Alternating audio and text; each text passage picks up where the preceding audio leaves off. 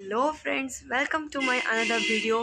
Guys, कल की video पे आपने इतना प्यार दिखाया। पहली वीडियो थी, 5 सब्सक्राइबर बन गए और 50 व्यूज़ मेरे हो गए पहली वीडियो पे ही। तो थैंक यू फॉर दैट। और आज है हमारी सेकंड वीडियो। तो सेकंड वीडियो में आज हम डिस्कवर करेंगे, मतलब आपको बताएंगे कि हाउ टू स्टडी SST, मतलब as I am in ICC grader, so I will tell how to study history civics. So guys, how to study history civics आपने कैप्शन में देख ही लिया होगा पहले ही कि हम क्या करने जा रहे हैं। तो how to study history civics आज हम करने जा रहे हैं, क्योंकि बहुत सारे लोगों को दिक्कत होती है हिस्ट्री सिविक्स करने में। तो I will tell you the perfect method to study history civics. So let's start. देखो, आपको कोई भी चैप्टर पढ़ना है तो देखो, सबसे पहले सपोज करो कि मैंने एक चैप्टर लिया है, जैसे अभी मेडिवल इंडिया मैंने जो है एक चैप्टर लिया है अभी। अब एक इस चैप्टर में क्या करना है, आपको पहले इस चैप्टर को अच्छे से गो थ्रू करना है, ईच एंड एवरी पॉइंट। और स्पेशली याद रखना कि आप कीवर्ड्स इसमें मार्क कर लो।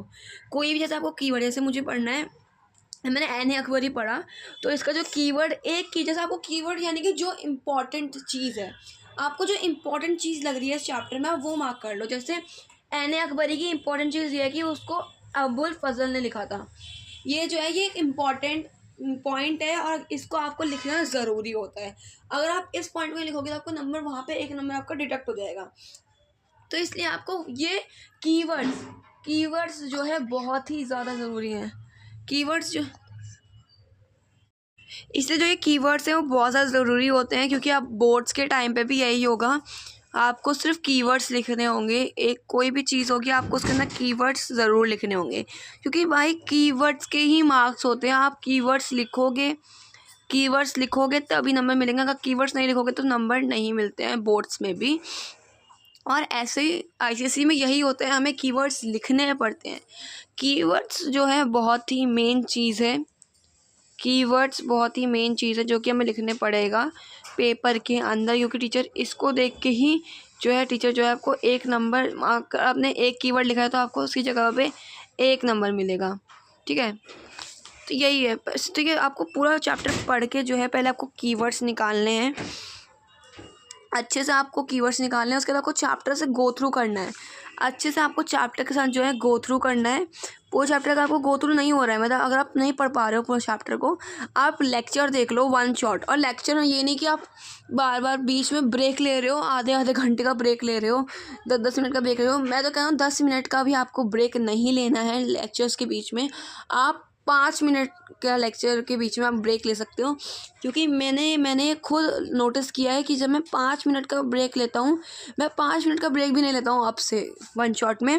क्योंकि देखो, जब भी मैं 5 मिनट का ब्रेक लेता हूँ ना, मान लो जैसे मैंने 5 मिनट का ब्रेक लिया है, अब उन 5 मिनट के बाद मैं पढ़ ही नहीं पाता हूँ लिटरली भाई साहब। मतलब मैं 5 मिनट मैंने वो वहाँ पे गवाए, और फिर उसके बाद I am not going to study, मैं नहीं जाता हूँ पढ़ने फिर। क्योंकि फिर आपका जब वैसा माइंडसेट होता है वो चेंज हो जाता है हर बार, आपका जो मूड है वो हर बार चेंज हो जा रहा है। तो इसलिए क्या हो रहा है, आप 5 मिनट के ब्रेक के बाद जो है आप नहीं रह पा रहे हो कंसिस्टेंट। तो वो कंसिस्टेंट रहना है, जब तक आपका एक वन शॉट, आपको एक माइंड में होना चाहिए कि हाँ, मुझे अपना वन शॉट पूरा करना है। तो आपको लेक्चर के बीच में जो है आपको कंसिस्टेंट रहना पड़ेगा। अगर आप वन शॉट देख रहे हो तो आपको कंसिस्टेंट ज़रूर रहना है। अगर आप मान लो जैसे आप कोई क्लास ले रहे हो ऑनलाइन, या तो देखो बहुत सारे बच्चे ट्यूशन नहीं जाते, जो लोग ट्यूशन जाते हैं वो तो समझ सकते हैं। लेकिन देखो, ट्यूशन में भी इसकी एक्स्ट्रा फीस लगती है, हिस्ट्री सिविक्स पढ़ाने की, हिस्ट्री सिविक्स ज्योग्राफी पढ़ने की बहुत एक्स्ट्रा फीस लगती है। क्योंकि नाइन्थ और टेंथ में, नाइन्थ मतलब हायर क्लासेस में क्या होता है कि PCMB पढ़ाते हैं बस वो लोग, और बाकी सबकी एक्स्ट्रा फीस लगती है। तो हमें हिस्ट्री पढ़ना ही नहीं है भाई बाहर से। जब आप वन शॉट देख लो, वन शॉट से आपको बिल्कुल क्लियर हो जाएगा, क्योंकि आपको कोई फ़ायदा नहीं। अगर आप ट्यूशन जाके भी वन शॉट ही देख रहे हो तो आपको कोई फ़ायदा नहीं है। ठीक है, तो इसलिए आपको अगर वन शॉट देखना है तो आपको कंसिस्टेंट रहना पड़ेगा। ये तो आपकी पक्की बात है। अगर आपको कंसिस्टेंट रहोगे तभी आपको चैप्टर जो है समझ में आएगा। ठीक है, तो जब आप एक बार चैप्टर को पूरा पढ़ लोगे, एक बार अगर आपने चैप्टर को पूरा पढ़ लिया और आपको समझ में आ गया, आपको अपने मन में बिठा लेना है कि आपको अपने मन में कह रहा हूँ, आपको अपने हेड में बिठा लेना है कि आपको क्या करना है इस चैप्टर में, आपको क्या क्या क्वेश्चंस आने वाले हैं। वो आपको बुक से आइडिया तो मिल ही जाता है, बुक से क्वेश्चन बन के आते हैं। चैप्टर, अगर आप चैप्टर को अच्छे से गो थ्रू कर लो कि आपको लगे कि हाँ अब इससे बेटर कोई चैप्टर को प्रिपेयर नहीं कर सकता, तो वो बेटर रहेगा। क्योंकि चैप्टर पढ़ना ज़्यादा बेटर रहेगा बुक के क्वेश्चंस करने से, क्योंकि जहाँ तक मेरा एक्सपीरियंस है, क्योंकि अभी मेरा जो स्कूल है उसमें भाई साहब पीछे के बैक क्वेश्चंस बिल्कुल भी आते ही नहीं हैं, मतलब बिल्कुल भी नहीं आता भाई साहब, पीछे के बैक क्वेश्चंस बिल्कुल भी नहीं आते। अभी हाल ही फिलहाल में मेरे यूटी 2 हुए थे, तो मैंने यूटी 2 में भी यही देखा था। मेरे 2 चैप्टर आए थे, एक तो मेडिवल इंडिया इन देखो जो अभी मैं आपको दिखा था सी द मुगल एम्पायर वाला आया था, और इसका ही डी पार्ट जो कि कंपोजिट कल्चर है वो आ रहा था। मैंने वन शॉट से पढ़ा था, वन शॉट से पढ़ के और चैप्टर को अच्छे से पढ़ के पता है क्या हुआ, मेरे 45 में 39 आए, लिटरली 45 में 39 आए। 40 मार्क्स इसलिए रह गए, मेरे 44 आ जाते अगर मैंने MCQs 5 MCQs, लिटरली मैंने 5 MCQs गलत कर दिए थे, सिर्फ 5, सिर्फ तो नहीं है यार, 5 सिर्फ नहीं होते हैं, 5 नंबर चले गए थे बताओ 5 MCQs के अंदर। और एक मेरी छोटी सी जो थी सिली मिस्टेक मैंने करी थी, जिसकी वजह से मेरा 1 नंबर कटा था, तो 6 नंबर इसलिए कट गए थे मेरे, सिर्फ इसलिए। तो अगर मेरे 6 नंबर आते तो मेरे 45 आउट ऑफ 45 आते हिस्ट्री सिविक्स में। और मैंने भाई साहब यही गोल्डन रूल फॉलो किया था,